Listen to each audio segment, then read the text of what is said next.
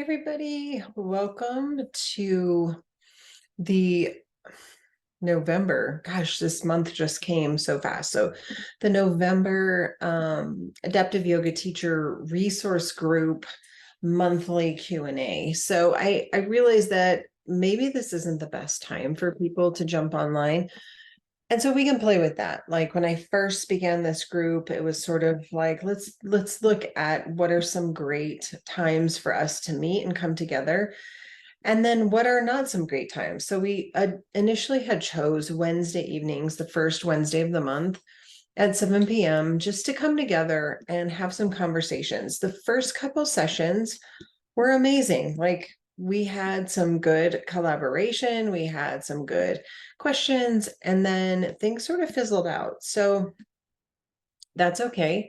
That's okay. Like we can make this work. And so what I want to offer you tonight is I put a poll up in the group of kind of some things that I run into in the day-to-day. And just to catch everybody up who's in this group, I have been an adaptive yoga teacher for 16, 17 years.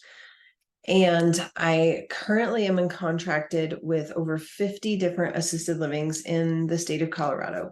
So prior to COVID times, I was in person in some local rehabilitation centers, some brain injury group homes, and then teaching also in my studio. I was also teaching in a couple gyms, and this comes up a lot in other sort of yoga teacher groups. Like, how can a yoga teacher make this career on their own? Like, how do you make enough money as a yoga teacher to sustain yourself? So previous to COVID, I was scrambling, teaching in gyms, teaching in studios, teaching in assisted livings. Life was crazy. COVID came, and it was actually like one of the greatest gifts for me personally. I know a lot of people really struggled with their lives, their career, their health during COVID. But for me, it was like a chance for me to kind of regroup, pull back and say, okay, what do I really, really want to be doing with my life? And what do I not want to be doing? What is taking from my spirit and what is feeding my spirit? So COVID for me was a chance to really kind of reassess what my purpose here is as a yoga teacher. Did I want to continue to teach in gyms? Did I want to teach virtually? Did I want to have a YouTube channel? What did I want to do? And so in the crisis moment of the pandemic, I did go virtual. I did get a YouTube channel. I did produce a ton of videos. Some of my videos were chair yoga, some were traditional yoga, lots of meditation, some Pilates. And it was good. Like it held me sustainable as a yoga teacher. And then as things started opening up again, I started to kind of relook at what population did I most want to serve? What did I not want to serve? Did I want to be still working in a gym? Was that in alignment with my best self? And I realized that it wasn't. And that doesn't mean that it's wrong to teach in a gym or in a studio, but it just wasn't for me anymore. Like I had served my time there. And it was great. I had great connections. And there's things I still miss deeply about being part of a studio or a gym. Like I miss the people, I miss the connections, I miss seeing the same faces every Tuesday at 9 o'clock and having community. Like I miss it so much, which is part of why I started this group. I need community. I need to problem solve with people. I want to share my experiences and like, what am I seeing out there in the assisted living world? And how can I learn from you? So I really miss community so much. Never thought I would say this, but I miss the staff meetings of a gym, like having other people in the same framework to just meet with and talk about policy and talk about class times and schedules and problem solve. Like I miss it so much. But after COVID and the pandemic and everything started opening up, I really chopped away the things that weren't serving my greatest good. And one of those was teaching in a gym. I miss it in many ways. I miss teaching to typical people. I miss the community that comes with a consistent Tuesday at 9 o'clock, Friday at 11 o'clock, whatever that was. And now my job is I get in my car and I drive to an assisted living home anywhere from 40 to 50 to 80, 100 miles away from where I live. I teach, I get in my car, I drive to the next one, I rinse and repeat. I go to the next one, I do it again, I go to the next one, I do it again.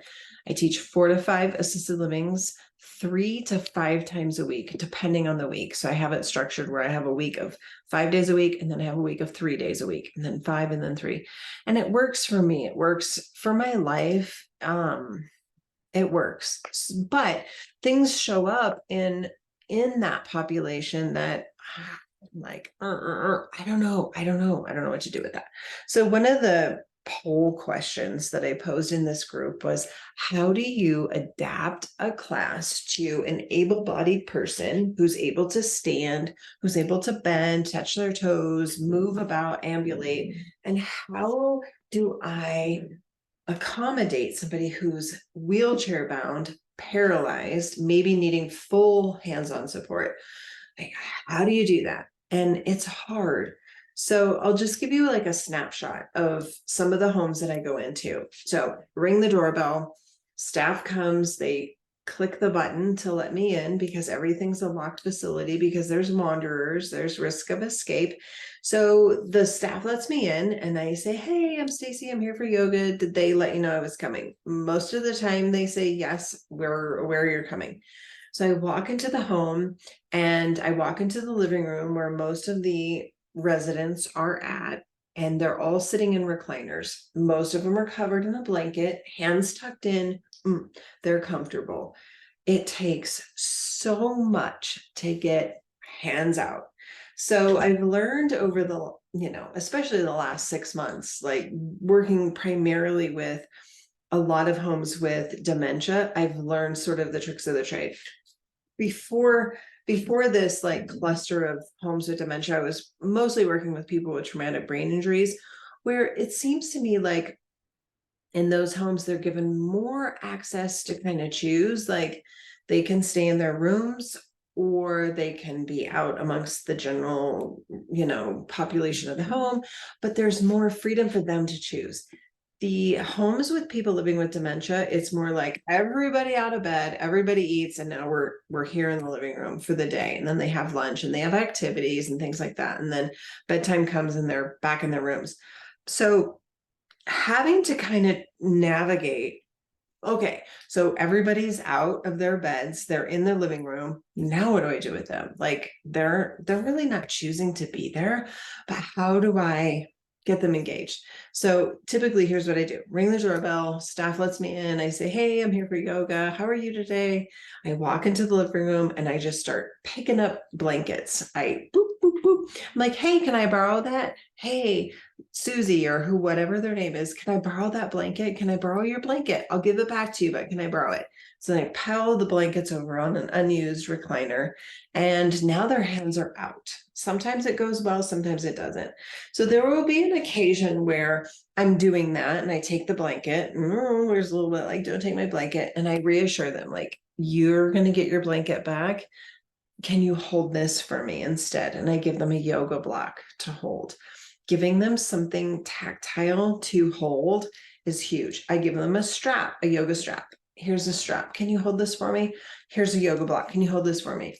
That gets their hands busy. A lot of people with dementia have a lot of anxiety and they just like their hands to be busy. So giving them something to hold. Now, I will forewarn you, I took my studio yoga blocks into a huge basket this month. Well, October was my month of alignment. So we were really using tools like the blocks to bring the floor a little bit higher to create that spine alignment, putting a one block down, having that big extension, keeping the lines, lots to that I can touch on in another video. But my blocks were destroyed this month. They wanted to open them. They're digging their little sharp fingernails in and they're like, how does it open? How does it open?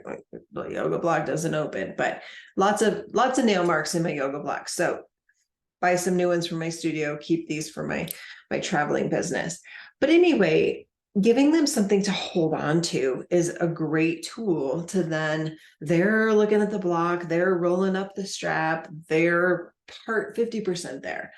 Okay, so then you have the occasional person who lives in the home who may or may not have dementia, but might be living with the impacts of a stroke, or somebody who has, end stage frontal lobe dementia and they're not moving their body anymore, or maybe somebody has a TBI and they're paralyzed and they're just here, or maybe somebody has chronic health stuff, neuropathy, diabetes kind of stuff, and they're not able to move their body. How do you teach to 6 residents? I'm just going to give you an example, 6 residents who are able-bodied-ish, and then you have paralyzed Tom over there. How do you do it? So here's how I do it. May or may not be right or wrong, but it works for me. So I ring the doorbell, walk in, I take the blankets up, and I'm like, okay, everybody, I'm going to put these blankies aside. You'll get them at the end. Can you hold this for me? I give them a block, give them a block, give them a block, pass out blocks. And they're, trying to open the blocks. They're looking at the blocks. Then when everybody has a block, except for paralyzed Tom, who may be able to hold a block. We're going to say paralyzed Tom can hold a block. So Tom can hold a block. So he's holding a yoga block. Everybody else has hands on the block, both of them. So I just start like, okay, we're going to reach the block up to this guy. We're just going to move. So here's Tom. He's doing one hand, totally fine. Once everybody is finding their groove, moving their hands up and down, hold on to the block. Don't drop the block. Then I go over to Tom and I start lifting and lowering his unable to move side. So I am doing the work in sync with him. I'm lifting and lowering his arm for him. Okay, so then we're going to say like, all right, 3 more. And everybody's going to hold at the top, hold at the top. So I extend Tom's arm. I'm supporting his arm. I'm holding it up for him. He's holding the block in this hand. And I'm like, all right, everybody take a big breath. We're going to lean over like a palm tree in the breeze. Come with me, Tom. And then we go to the other side. So I'm actually doing the work of Tom's unable to move left side. Then we move to the lower body. I'm like, all right, everybody, I want you to step on that yoga block, squish it like a bug. So they get that block underneath their foot. They squish it like a bug. Now, Tom's right side is able to do that. So I let him be as independent as possible. I tell them, now I want you to take that bug that you just stepped on and push it far, far away from you. So now their leg is straight. And I'm just going to show you. I'm just going to tip the camera. So I don't have a yoga block right now, but we'll say I do. So you're going to squish that yoga block. All right, squish the bug. Now I want you to hold your hands like you want to reach the bug. And then you're going to reach forward as far as you can. Try to touch the bug that you squished and then come back up. We're going to do that 3 times. So reach to the bug you squished and come back up. So I do that 2 more times. And then the last one, I will invite them to hold and just hold their hands towards that squished bug. Okay, so I'm using terminology that's not Sanskrit, has nothing to do with the language of yoga, but it's familiar and it's accessible. Like I'm all about accessible. So then we're going to switch sides and I'm going to assist Tom in getting his foot on the block. So I will literally hands on. Is it okay if I touch your leg? Sure. So he says, sure. I pick up his leg, I plop it onto the yoga block. And then I take his leg and I say, all right, Tom, I'm going to straighten your leg. So I pull gently from the backside of the underside of his leg and I find a straightness. Then I get his toes to lift by pressing my body against his toes. So as his toes want to flop like this, because he's paralyzed, I'm going to come around with my other leg and I'm going to push against. So I'm going to come from that side and I'm going to push my foot against his, and that's going to keep his foot on a yoga block with his toes extended. Once he's in the pose, then I say, all right, Tom, here's what I need. I need you to lean forward. So his left arm's going to be unable to move. And then he's going to take his right arm down. And then we're going to come up and his left arm's going to dangle, his right arm's going to reach. And so everybody else is sort of following along with my cues. Like if I talk too much and I make it too complicated, I lose the people. But if I just say, all right, touch your toes, come back up, touch your toes, come back up, they can track me. Now, for somebody who's paralyzed, I need to provide hands-on assistance to have him or her be able to get his body into the same or similar shape. I always ask for permission. Is it okay if I touch you? Is it okay if I stretch you? I need you to tell me if this hurts. So if I'm moving somebody's arm for them and I'm circling that shoulder and I'm literally hands-on, my hand is moving that joint. And I'll say, okay, we're going to cross the body. I always tell them where we're going. We're going to pull the elbow to the back. Now we're going to cross the body again. We're going to do that 2 more times. So everybody else, I'm giving cues. Cross your arm, pull your elbow to the back. We're going to do it 1 more time. Cross your arm, pull your elbow back. Now I'll say to Tom, all right, we're going to flip it and we're going to reach up. So I move my hands so that I can open his shoulder. And then I'll say to everybody, okay, let's pick some apples. Reach all the way up to the sky. And I pull his arm and I whisper to him, you need to tell me if this is too much. And then I push and pull. Okay, so I'm using my strength to extend his arm. Everybody else is doing it on their own. Then we take a break and we regroup. Hands on the heart, hands on the belly. Let's breathe. For the most part, I don't make a huge fuss that Tom can't move his body. I just sweep in and step in and say, all right, I'm going to move your body for you if you're only able to use one arm. So even in the non-paralyzed population, but I have, little Darlene who has a broken rotator cuff or a shoulder injury and she can't lift her arm. So here's what I do with Darlene. As we are picking apples to make apple pie for Thanksgiving, she's only able to pick about this far. So I'm like, all right, well, let's reach high to the tree with this arm, and let's reach low to the tree with this arm. High to the tree, low to the tree. For everybody else, you're going to pick apples at the top of the tree. Reach as high as you possibly can. Then everybody feels like they're totally included in this process. Darlene doesn't feel bad because she's picking apples at the base of the tree. And Tom is just picking apples like mad with one arm. It totally works. Like, don't overthink people who aren't able to move both sides of their body, that they cannot practice. Let them practice. Okay, so that's teaching able-bodied to paralyzed people in the same group. It takes a lot of mental creativity, but once you do it, you realize like it's not a big deal. Just move his body for him, get everybody else going, and then join up with everybody else. So I'm just going to run through my poll questions. The use of aromatherapy, I have found in my practice, using aromatherapy is amazing. I've only, in my 16, 17 years of doing this, I've only had one time where it went south, and it was just recently, which is crazy after all these years. So I typically use very benign, simple, pure oils that are easy to identify and aren't complicated in their structure. So for example, I always bring lemon, lavender, wild orange. Eucalyptus, I use quite a bit, but it's pretty strong. So it depends on the group. Lemon, everybody identifies with. We have all smelt a lemon. Wild orange, we've all peeled an orange. Lavender, across the board, we've all smelled it. Some people love lavender, but they're so used to the synthetic lavender that pure lavender is like, oh, kind of offensive. So it depends on the group.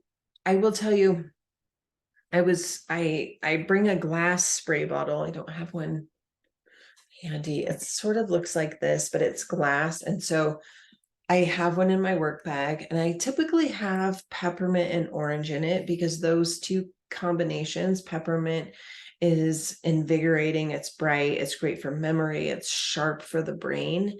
And then wild orange is sort of this homeostasis oil that If you're feeling kind of down, it brings you up to midline where you're feeling less depressed. And if you're overly anxious, it kind of brings your body back to center. So it's one of those unique citruses. Citruses are typically very uplifting and bright, very joyful, very antidepressant, if I can say that in a private group. And so wild orange is unique in that if somebody's struggling with anxiety, it actually can bring you down. I don't struggle with anxiety often, but I do have a busy mind. So at nighttime, when I go to bed, I will often put wild orange in my diffuser. And you would think like a citrus is going to keep me up at night and keep me bright and active, but it doesn't. It's very calming. So wild orange is one of those unique citruses. So I use it because it's pretty benign. It's familiar. Most people have smelled the peel of an orange, and most people have smelled peppermint. One day I got a wild hair, was right at the beginning of fall. And I was like, I'm going to spray this blend that helps boost our immune system and helps keeps us healthy and strong because we're going to be indoors more. And this blend has wild orange, rosemary, eucalyptus, cinnamon, and clove. Didn't realize that clove was going to be such a trigger. So I sprayed the yoga space, which happened to be a living room, as my residents with traumatic brain injuries came from the basement up into this open area living room space. One of the residents smelled clove. It was an immediate trigger of something not great in his childhood from somebody smoking clove cigarettes, and he was done. He was totally dysregulated, totally out of his sorts.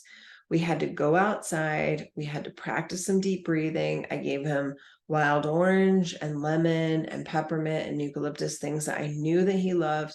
We wiped him on his mustache. He took some deep breaths.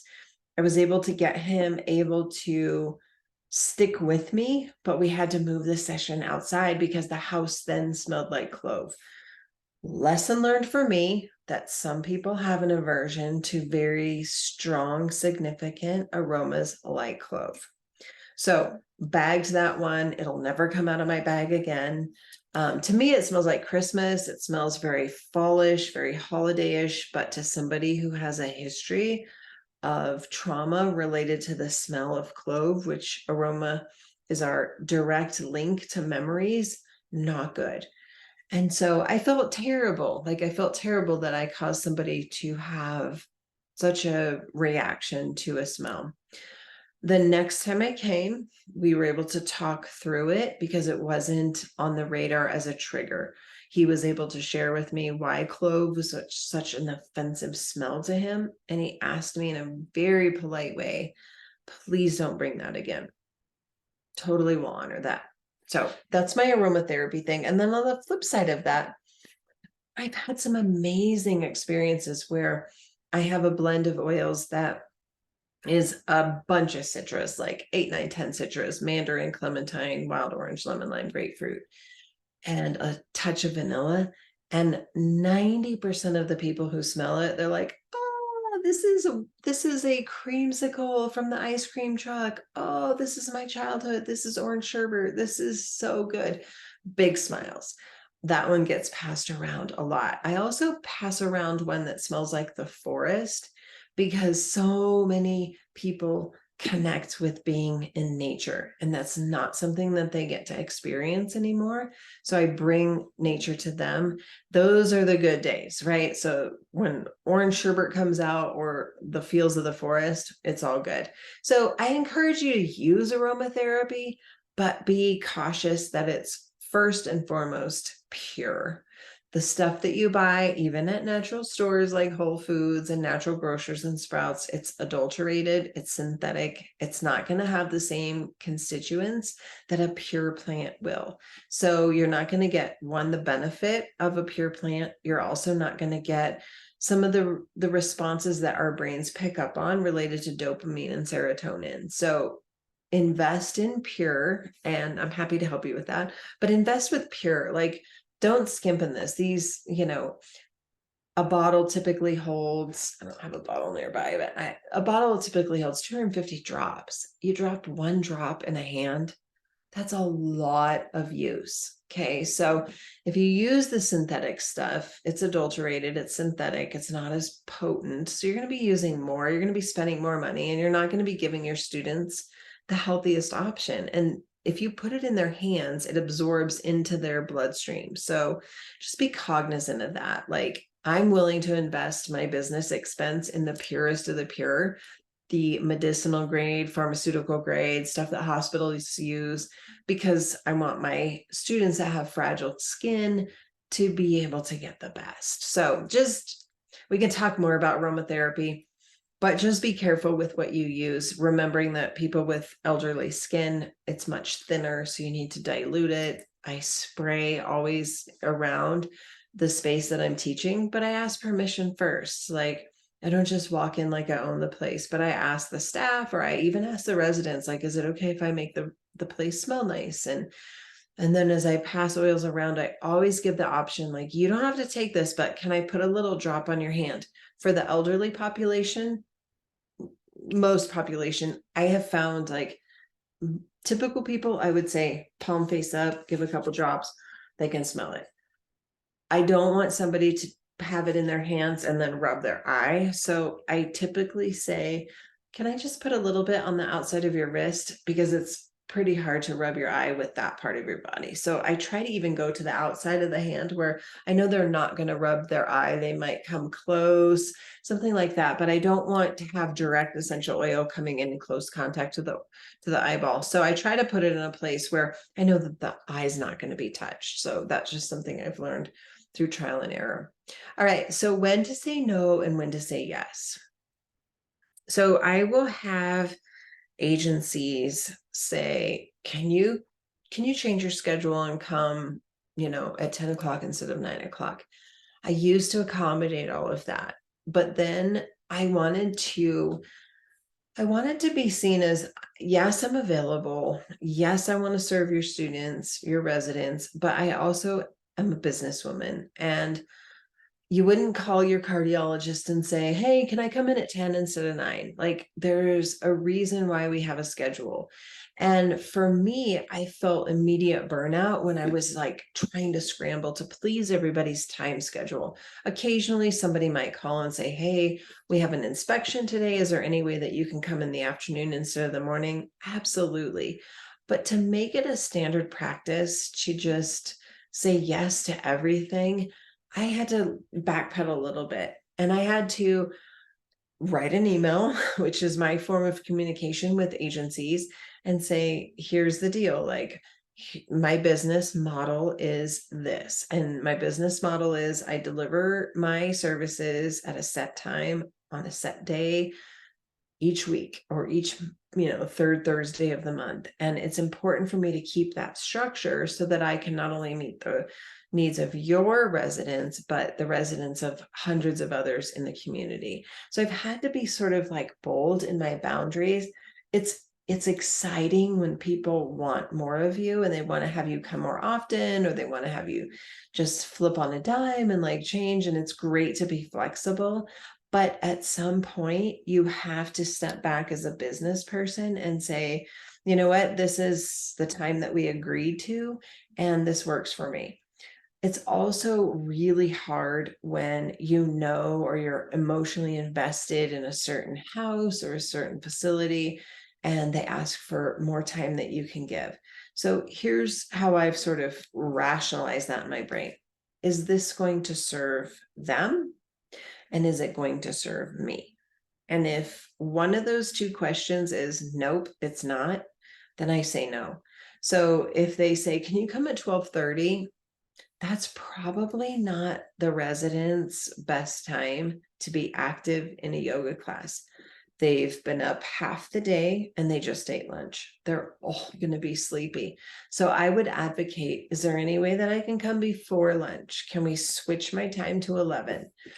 That works for them. If they ask for me to come at a time where I'm already committed somewhere else, or it's the end of my day, or I would have to start my day earlier and it just disrupts my schedule, then I have to say no. And it's okay to say no. It's totally okay to say no. We say yes enough. and it's okay to say no. All right, so billing issues. This came up for me last month, even though I've been doing this what seems like a really long time, and I love what I do, but I still run into billing issues. I am a person who invoices at the end of the month. So the 30th or 31st of the month, I sit down on my computer and I invoice everybody. I don't do a general like 10 sessions of yoga times X amount per session equals X amount of money. I itemize it just as if I was itemizing a medical claim, or my plumber came to fix my sink. He would itemize, I used this pipe, it took me this long, I used this sort of galvanized whatever, I use this plastic piece. I itemize my invoices. I want to be a legitimate business. I am a legitimate business. So I don't want to just have this sort of broad kind of, classic yoga teacher, free floating, like, oh, I provided yoga and mindfulness for X amount of hours. Doesn't cut it with me. I was there on 10-2 and I did yoga at house number 5. 10-3, I did yoga at house number 22. 10-4, and I just go through my month. I keep a paper planner. I write down every house I'm at, what time I was there. I make notes, who attended, who didn't attend.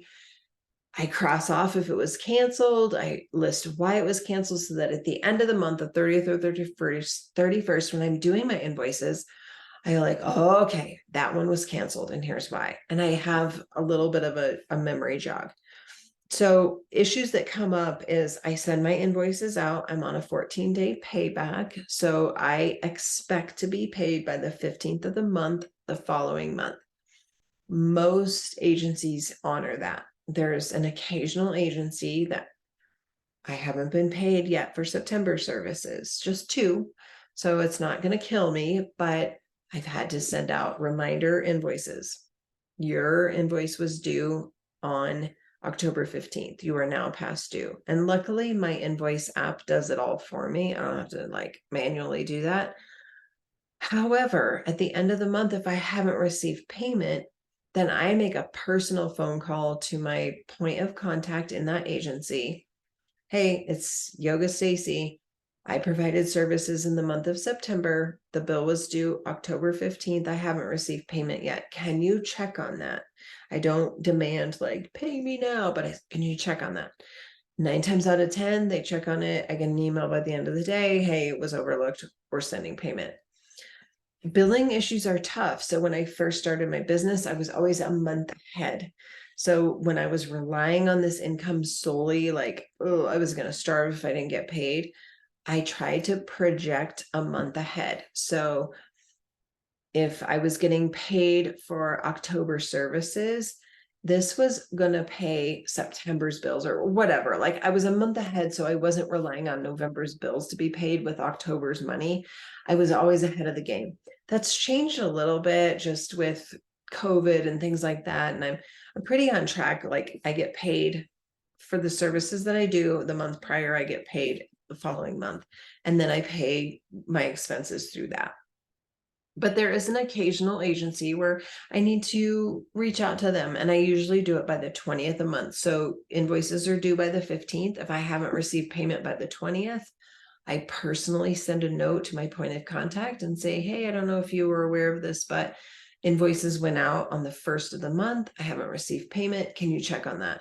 And just getting an executive involved in that process is huge, because they don't want their billing department to be letting vendors, is what we're called, to be not paid. And so if a CEO or a COO knows that like their vendors aren't getting paid, not good, so they jump in and say, hey, pay the yoga girl.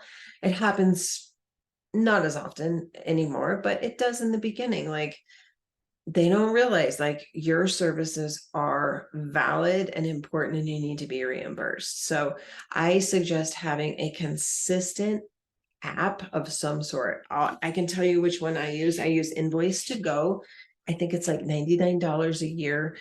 I've used it for years. It's a simple platform. It sends a invoice to the agency, and then I think it's like 3 days after, if you have not clicked that it was paid, they send another email. So you have to kind of babysit, like as you get payment, you get a check or a direct deposit, you have to go in and mark it as paid. Otherwise, they're going to keep getting emails. And that doesn't look good on you either if you haven't done your part on the backside to like mark that it's been paid. Agencies nowadays are going more and more and more towards direct deposit, which eliminates the checks in the mail and maybe the mailman lost it. Just if you can get away with direct deposit, whether that's through Zelle or some agencies are using Venmo. And then I also have agencies that used to use an external app on their end called Bill Pay or something, and they pay me through that. Going digital is the way to go because you get instant payment and you don't have to deal with paper checks. So that's the billing stuff. Like last month in September, I had no late bills. Everybody paid on time. October, I'm still past due on 2 agencies. Small amounts, not a big deal, not going to kill me, but still, like if I let that go as a businesswoman, then that's sending the message to the agency like, oh, I don't need the money, my services aren't valuable. And it's not about the exchange of dollar. It's about the value that you're providing a service, just like any other vendor, and you deserve to be compensated. I think my experience has been yoga teachers are kind of like, oh, it's just yoga. No, we're providing a valuable service to residents. And so we should be compensated efficiently. It's just the way it is. So that's the last, I believe that's the last poll question I had. Let me just pop that up. Yep, billing issues. So we covered how to kind of modify for a person who's not able to move their body in a class that where everybody else can move. The use of aromatherapy, I highly suggest investing in pure and potent, using the highest grade that you can that is proven and tested to be pure. The company that I have chosen to partner with, you can look up their testing in an external website and it shows all of their third-party testing. You can be guaranteed that it's pure. There's nothing adulterated about it. When to say yes and when to say no, like having those ethical business boundaries and then billing issues. So I think that's it for this month. Again, let's have a conversation. Like maybe this isn't the best time of day to do a Q&A. I'm not available during the day. So if your kids are like in school and like that would be prime time, it's just not. Occasionally, maybe on a Wednesday or a Monday, I could make that work, but it's not my preference because I'm typically out in the community teaching on Mondays and Wednesdays and Tuesdays, Thursdays, Fridays. Saturdays is where I kind of refuel.